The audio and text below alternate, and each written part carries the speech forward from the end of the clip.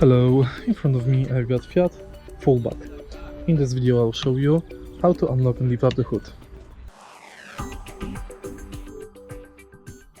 In the beginning, take a look under the steering wheel.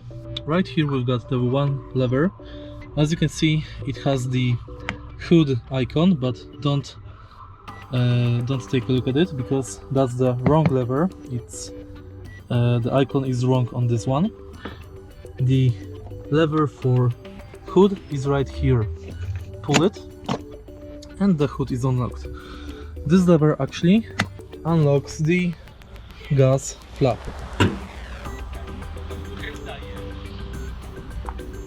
Now the hood is unlocked. Locate the second lever, which is right here in the middle, and now you can pull it up. If you find this video helpful, please leave like, comment and subscribe.